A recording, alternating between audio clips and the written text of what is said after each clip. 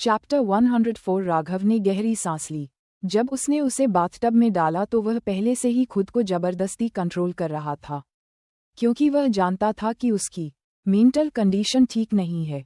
उसकी दादी के जाने के बाद वह जानता था कि सिया बहुत दुखी है, इसलिए चाहे वह उसे कितना भी चाहता हो, उसने खुद को कंट्रोल में रखने के लिए मजबूर किया।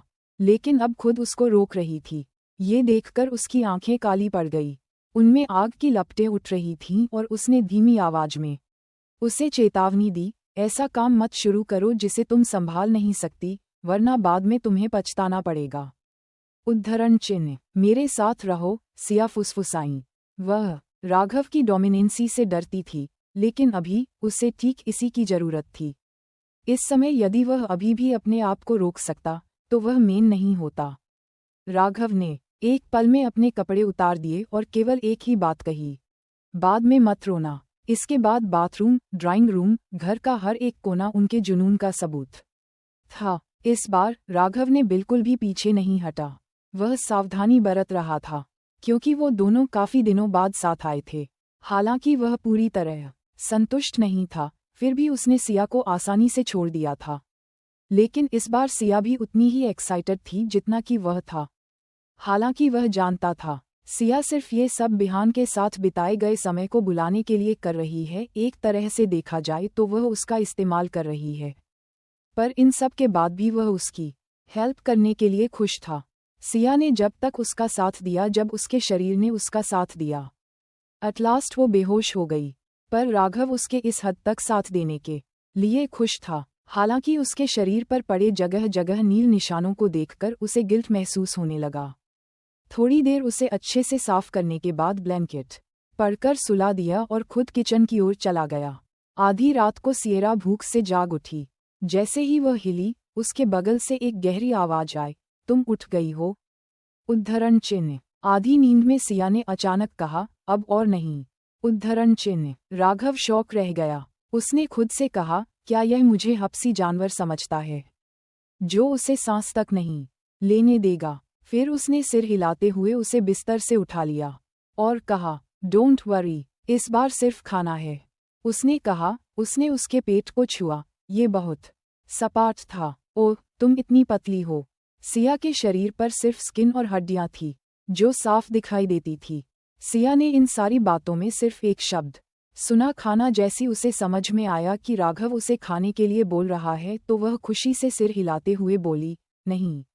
राघव एक पल के लिए रुका, फिर उसे समझ आया कि उसकी बात का क्या मतलब है। उसने हल्की सी खांसी की, मैं डिनर की बात कर रहा हूँ। सच में? सिया को आखिरकार बात समझ आ गई। शर्माते हुए उसने विरोध करना बंद कर दिया और उसे डाइनिंग रूम में ले जाने दिया। राघव नहीं उसके लिए उसका फेवरेट आलू पराठा बनाया था और उसे एक प्लेट में बटर के साथ निकाल कर दिया। ज्यादा खाओ, तुम बहुत पतली हो। सिया सचमुच भूख से मर रही थी। कुछ ही देर में प्लेट खाली हो गई। उसने अपना पेट रगड़ा, उसे कुछ ज्यादा ही पेट भरा हुआ महसूस हुआ।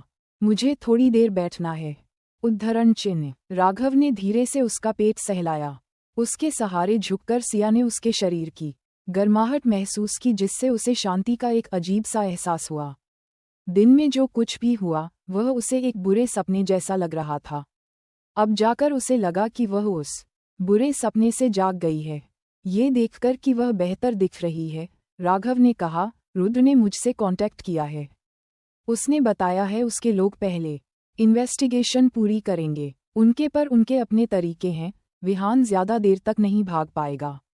उद्धरण चिन्ह, अच्छा। सिया ने सिर हिलाया, फिर पूछने से पहले झिझकी, और शौर्य का क्या? क्या हम उसे अरेस्ट नहीं करवा सकते? ये बहुत मुश्किल है। राघव ने एक्सेप्ट किया। शौर्य के पीछे राठौड़ परिवार है। जब तक हमारे पास पुख्ता सबूत नहीं होंगे, उसके साथ कुछ भी करना मुश्किल होगा। लेकिन आज तुम्हारा हर कदम समझदारी भरा था। विहान शायद उसकी वजह बन जाए। उद्धरण चिन्ह, सिया ने आज विहान में कुछ हलचल मचा दी थी। विहान दूसरे नंबर पर खेलने वाले आदमी नहीं था। वह वर्षों से शौर्य के साए में जी रहा था। वह लंबे समय से अनसेटिस्फाइड था।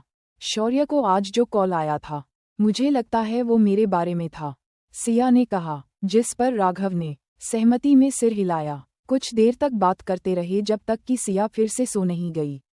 अगली सुबह तक सिया को पता चल गया कि शौर्य के फ़ोन कॉल का क्या मतलब था, क्योंकि राघव को खबर मिली थी कि शौर्य को वापस दिल्ली में ट्रांसफ़र किया जा रहा है। उसे वापस जाने दो, राघव ने शांति से कहा। इससे उसे फंसाना आसान हो जाएगा। उसने शौर्य से यहीं निपटने की योजना बनाई थी, लेकिन उसके अंकल मिस्टर राठौड़ ने उसे बचाने के प्रयास में उसे वापस दिल्ली में खींच लिया था। लेकिन उनको नहीं पता था कि राघव के लिए तो ये भी ठीक था। क्या उन्हें सचमुच लगता है वह उसकी दिल्ली में जाकर बच जाएंगे? वो मुस्कुराने लगा। उसने कहा, अब तक बहन को भी इसकी खबर लग चुकी होगी। राघव का अनुमान सही था। उस समय विहान मिस्टर सिंह के सामने बैठा थे, जिनके चेहरे पर परेशानी के भाव थे। वही हाल विहान का भी था। उसे जाने दो विहान, यही हम सब के लिए ठीक है। वैसे भी वह हमारे लिए इतना इम्पोर्टेंट नहीं है। आप समझ नहीं रहे हैं डैड। विहान ने श्री सिंह को समझाना चाहा, पर तभी, तुम्हें समझ नहीं आ रहा है क्या? मिस्टर सिंह नहीं चिल्लाते हुए कहा। जिस पर विहान ने कहा, आपको लगता है उसके जाने से सब कुछ हल हो जाएगा। मुझे समझ नहीं आ रहा है वह इतनी जल्दबाजी में क्यों जा रहा है, और केवल 3 दिन में ये फैसला क्यों लिया गया? जिसे सुनकर मिस्टर सिंह ने भौहें चढ़ाते हुए विहान को देखा। वैसे भी हम कभी उसके पीछे नहीं पड़े थे। हमारे लिए कुछ नहीं बदलता। वह 3 साल से यहाँ है। उसका वापस ट्रांसफ़र होना नॉर्मल बात है विहान। मिस्टर सिंह ने कहा। डैड, मुझे लगता है आपको ज़्यादा ही रिएक्ट कर रहे हैं, विहान ने उन्हें टालते हुए कहा। ये सुनकर मिस्टर सिंह झिझके और सोचने लगा, क्या उन्होंने सच में रिएक्ट किया? डैड, मुझे नहीं पता आपके दिमाग में क्या चल रहा है, फिर भी मैं सलाह दूंगा, सावधान रहे। मुझे लगता है कि यह उतना आसान नहीं है जितना दिखता है। बस ये सुनिश्चित कर लें कि आपकी तरफ से कुछ गलत न हो। डोंट वरी डैड, ये कहते हुए विहान भौहें चढ़ाते हुए निकल गया। अगले 3 दिन बाद शौर्य चला गया। ये न्यूज़ जैसे ही सिया को मिली वो शॉक रह गई और बोली, क्या वह इतनी जल्दी चल गया? कहीं ऐसा तो नहीं है कि शौर्य को कुछ पता चल गया हो? सिया ने परेशान होते हुए राघव से कहा। जरूर, सॉरी के अंकल। मिस्टर राठौर का ओहदा ऊंचा है। हालांकि वो ओल्ड है और वह अलग अलग क्षेत्रों में काम करते हैं, फिर भी उनके लेवल का कोई न कोई तो जरूर कुछ न कुछ सुनेगा ही। वह होशियार भी है। शायद उसने ही सारी चीजें खुद ही जोड़ी होंगी, ऋषभ ने साफ तौर पर नाखुश होते हुए कहा। पर्दे के पीछे से शौर्य के लिए चीजें मुश्किल बना सकते थे, लेकिन लास्ट इन नई जनरेशन के साथ उनके केवल छोटे मोटे झगड़ा ही था। वैसे भी परिवार के बुजुर्ग इसमें इंटरफेयर नहीं करेंगे, लेकिन जब किसी की नींव पर हमला करने की बात आती है तो वह पूरी तरह से अलग मामला है, जिसे कोई भी हल्के में नहीं लेता था। इसीलिए फिलहाल वे चीजों को केवल यहीं तक आगे बढ़ा सकते हैं। पिछली बार की तरह उन्होंने केवल शौर्य को एक सबक सिखाया था। ये एक पावरफुल फैमिली का हिस्सा होने का रिजल्ट था। वो पर्सनल कोलाइजन की वजह से कोई फैसला नहीं ले सकते थे। बहुत सी और भी बातें थीं जिनका उनका ध्यान रखना था। ऋषभ ने उसे सब कुछ नहीं बताया, लेकिन सिया उसके एक्सप्रेशन को देखकर सब समझ गई थी। शौर्य सचमुच एक टफ विहान था।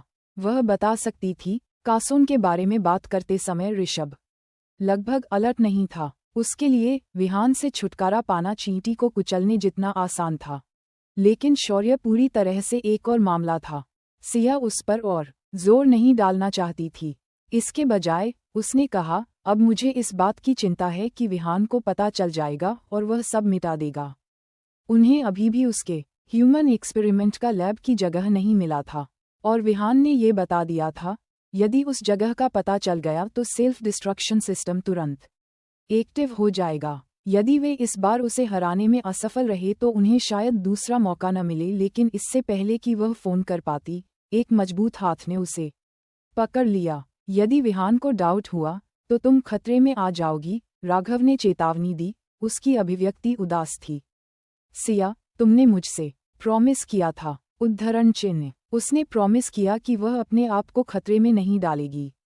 सिया ने अपने होंठ खोले, लेकिन काफी देर तक कुछ नहीं बोली। मैं जानती हूँ, लेकिन अपनी आंखों से ये सब देखने के बाद मैं इसे ऐसे ही नहीं छोड़ सकती। एनिमल्स, ह्यूमन एक्सपेरिमेंट जो पहले ही मर चुके थे। जब तक आप इसे स्वयं नहीं देखेंगे आप इसकी भयावहता को कभी नहीं समझ पाएंगे। राघव, अब मुझे ही कुछ करना होगा। नहीं, तुम मुझसे दूर रहो, बाकी सब मैं संभाल लूंगा। मैं तुमसे वादा करता हूँ, वह भागेगा नहीं। बस इतना ही काफी है ना? उद्धरण चिन्ह। सिया अभी भी बहस करना चाहती थी, लेकिन उसके चेहरे पर डरावने एक्सप्रेशन देखकर उसने लास्ट में सिर हिला दिया। राघव ने और समय बर्बाद नहीं किया। सिया ने कल जो फुटेज लिया था वह आंशिक प्रूफ के रूप में एक्सेप्टेड था। इससे रुद्र का काम बहुत आसान हो गया, लेकिन यह विहान को पूरी तरह से बर्बाद करने के लिए पर्याप्त नहीं था। राघव ने आरव को रुद्र के लोगों के साथ मिलकर सिंह फार्मास्यूटिकल्स के सिस्टम में घुसपैठ करने के लिए काम पर लगाया, ताकि ज़्यादा से ज़्यादा क्राइम प्रूफ करने वाले डेटा मिल सके। आरव को जल्दी ही एहसास हो गया कि वह अपने लेवल से आउट जा रहा है। रुद्र के हैकर्स सिर्फ अच्छे ही नहीं थे, वे होगा लव के थे। इस बीच वे अभी भी लापता लोगों को खोजने की कोशिश कर रहे थे। अंत में उनकी खोज उन्हें एक शमशान घाट तक ले गई। आरव ने एक्साइटेड होकर बताया, हमें देर रात के दाह संस्कार के रिकॉर्ड मिले, कोई आधिकारिक दस्तावेज नहीं, कोई रिकॉर्ड नहीं। उद्धरण चिन्ह। वे ये पता लगाने की कोशिश कर रहे थे कि शव कहाँ गए। विहान ने उन्हें अपने आसपास नहीं रखा होगा। उन्हें फेंकना कोई ऑप्शन नहीं था, इससे बहुत सारे निशान रह जाते। लेकिन उसके लिए उन डेड बॉडीज राख में बदलना संभव था। इसलिए उन्होंने कई शमशान घाटों की इन्वेस्टिगेशन की और अंत में एक छोटे, खराब हालत में पड़े शमशान घाट ध्यान में आया। वहां उन्होंने कई लापता जिनकी कोई डिटेल नहीं थी उनके दाह संस्कारों की रिकॉर्ड मिले, जिनमें जलने का टाइम नॉर्मल टाइम से कहीं अधिक था। एक ही बॉडी के लिए इतना लंबा ताकि वह पूरी तरह से जल जाए और उसको कोई निशान न बचे। क्या होगा आगे जानने के लिए सुनते रहिए मेरी कहानी का अगला एपिसोड, और कमेंट करके बताइए मेरी स्टोरी आप लोगों को कैसी लगी। लाइक कीजिए, शेयर कीजिए, कमेंट कीजिए और सब्सक्राइब करना ना भूलिए।